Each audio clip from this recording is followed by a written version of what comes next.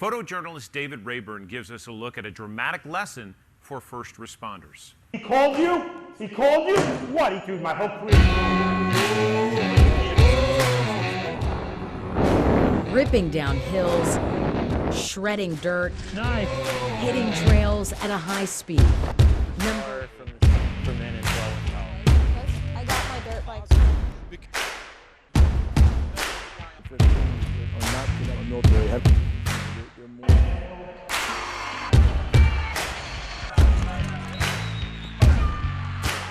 is the part they don't come in. A little bit of work.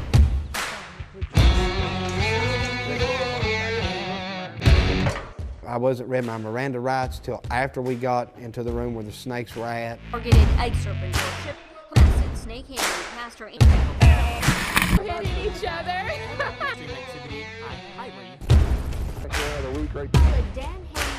We're flying over the parkway and you can see a huge line of cars going by. Scenic outlook buying on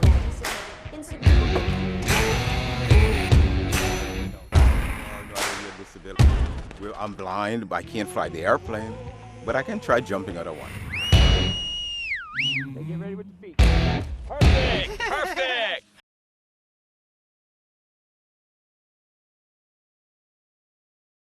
He called you? He called you? What? He threw my whole career's ruined now. My whole academic career's ruined.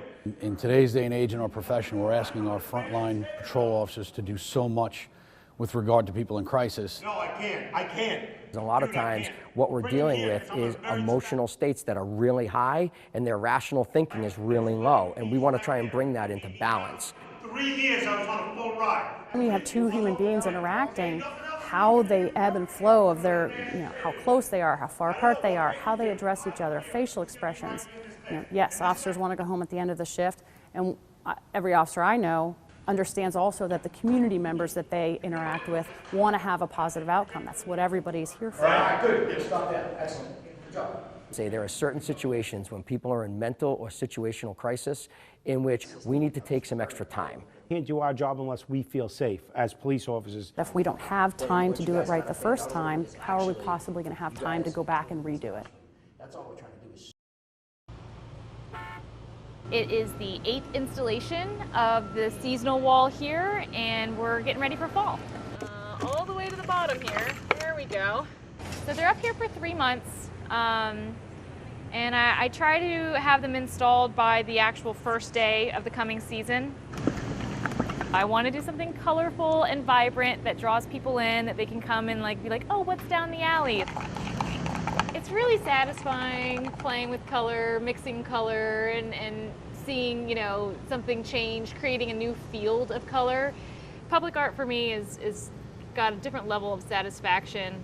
You don't have to wait for a gallery to open. You don't have to get accepted into a show, or, when you do something out here, and this is a temporary piece, but other pieces will have a lasting power and be around for a long time and becomes part of the landscape of whatever place you paint in. Yeah. I do like solid colors. It's really cool when you're working out here and you're interacting with the public. You don't know who people are, and so sometimes you're talking to locals, sometimes you're talking to tourists. Art in Knoxville. But even all the little mid steps, and just say oh, I finished this step and now it's moving on to the next one, and you finish that, and that feels good too. It's really satisfying when you finish.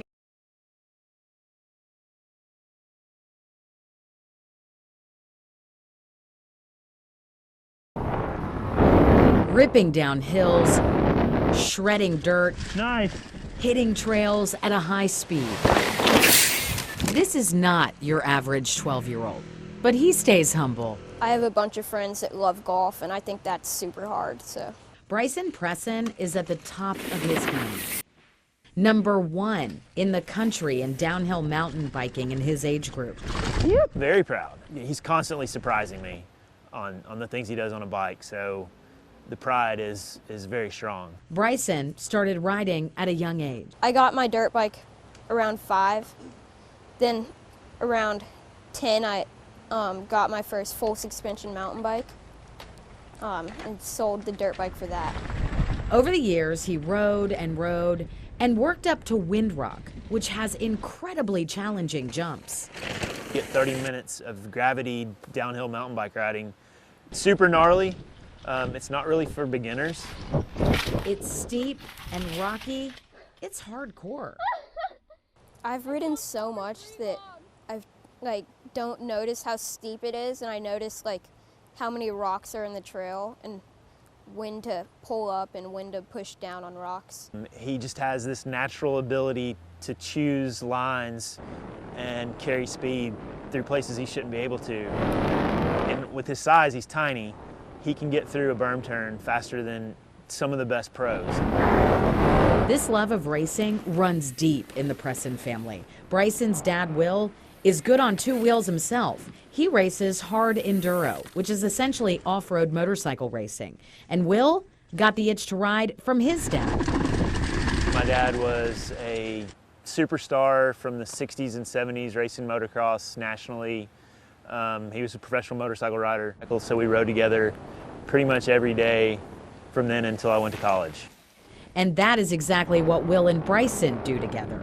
They have even turned their backyard into a bike park. My backyard has just probably 10 jumps that I like. Most of the time, I'm in the backyard with a shovel,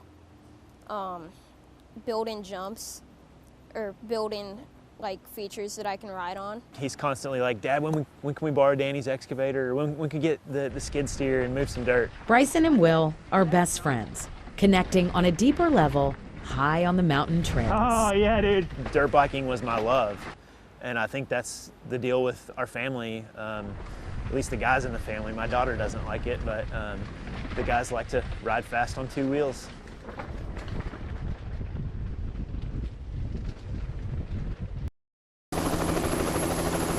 This weekend marks the start of a busy couple weeks at Scenic Helicopter Tours.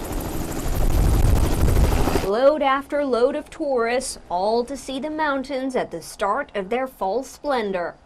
This will be really nice here another week right through here. This color in this area always gets really, really bright. But you can see Pigeon Forge up there. Sevierville's out in front of us there in the distance. As pilot Dan Haynes took us up earlier this evening, we saw mostly red, some orange, and hints of yellow.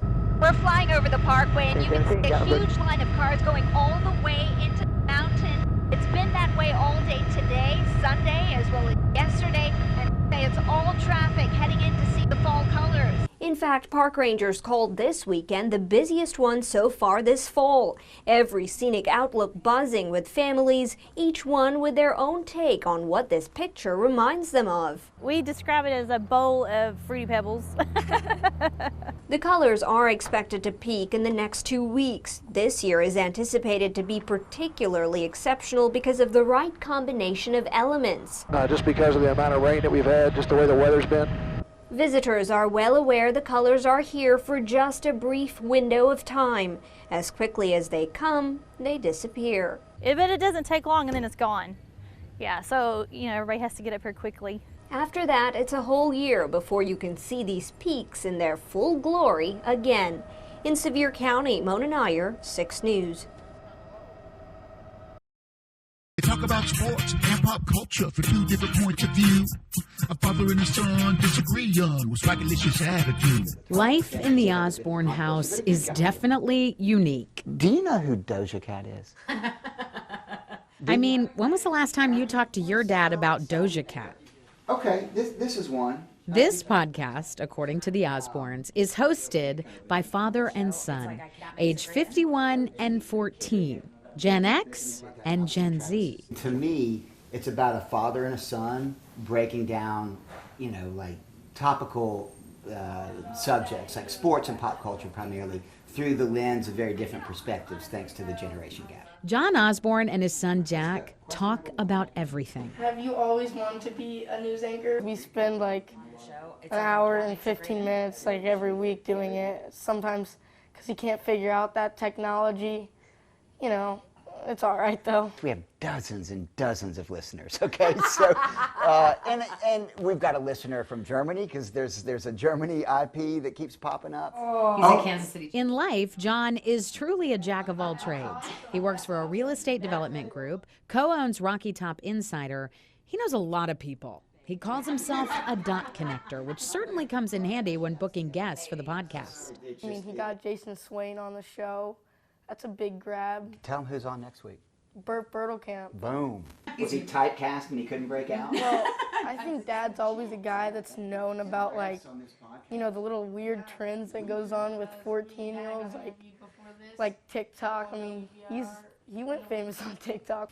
Now, skimboarding can be dangerous. He actually did. Use your head. This video of Jack's brother Sam went viral, almost 700,000 views. It's a little embarrassing that I know so much about that media. And But he does. He knows, like, it's a little immature that I know. Like, that's an immature element of me, that I'm in touch with TikTok. I think doing things with your children that are maybe outside of the box, I think that can help. It does not make me a good dad. It does make me a right? He's a great dad. It does make me a dad who tries hard.